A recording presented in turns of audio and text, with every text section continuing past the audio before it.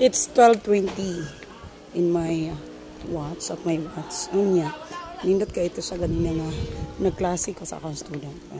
Ako ang ganahan ka ko nga i-share.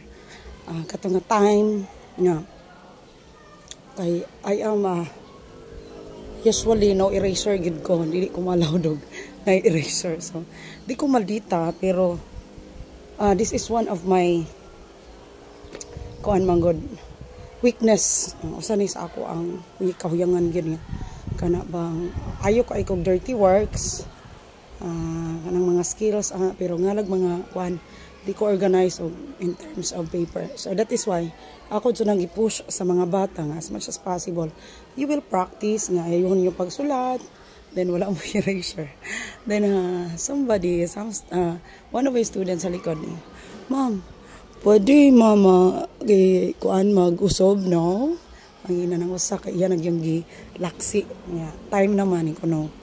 Di na jud ta pwede nga nalaksi na. So iya na to uspon. Di na kita pwede nga mausob class, di na kita pwede mag-usob. Then nagpasumbingay din ko nila nga na mga butang mga igsoon, na mga butang class nga di na jud mausob. Once it is done, once it is made, wala na. Whether sala na siya or unsa, kanang ug imo na siyang nabuhat, wala na jud kanang di na siya mabakli pa.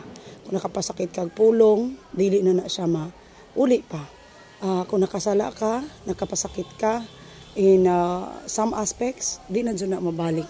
But pwede pa nimo gihapon nga i-alter. Pwede gihapon nimo nga ang nakanindot kay pwede gihapon ka nga magbag-o, pwede gihapon ka nga maghimog solusyon nga ma-improve ang imong kinabuhi through reconciliation sa tawo nga imong nasad-an, or kanang buta nga hunahuna nimo nga di na gid siya mabalik, pero pwede ra gihapon nimo tagaan og pagtagan, pwede ra gyapon nimo tagaan og kanang solusyon aron siya mapuslan, no, bisan sa iyang kadaot, no, kay usahay ang atong mga flaws, ang atong mga kahuyangan makahatag na siya og kaayuhan sa uban.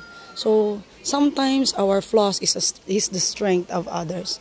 Sometimes our weaknesses is the strength of others. So we're very blessed kung kanang andam ta mo bag-os tong kinabuhi, andam na to sila nga i-change o andam na to nga i-alter, i-reconcile kung asa ta karon. So just be happy and no regrets.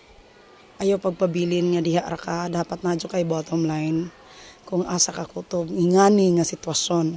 So kung naa ka sa kalisod karon, naa ka sa grabe gyud mo take pag siya pila ka years ang imong pagka-miserable sa imong kinabuhi, mo take pag siya years kung na living ka nga kalisod, okay ra agwantahan lang gid sa sige lang, push lang, kapit lang gid ka sa taas kay gimuha ra jud nga kusog di gid ka ana makahimo igsuon. So dapat na agid ka anay kusog gikan sa taas, magampo gid ka nga makalahutay, or else no, and be grateful every time. You should be grateful every time. Sige kang thankful gid sa tanan nga madawat nimo, because God works in very mysterious ways, in unexpected ways. So katingalahan kay ang buhat. So dili na siya mulanta kung ikaw makasasala ba or dili ang iyang gilantaw imong kasing-kasing nga mapausanon nga ganahan ka, nangingkamot ka nga willing ka mo change sa imong situation, willing ka nga you are humble enough, you are humble nga mudawat sa imong kahuyangan o mga kakulangan, and you are willing to alter those things nga kinahanglan uspon. And keep trying every day, keep pushing every day, because no one else does. Good afternoon.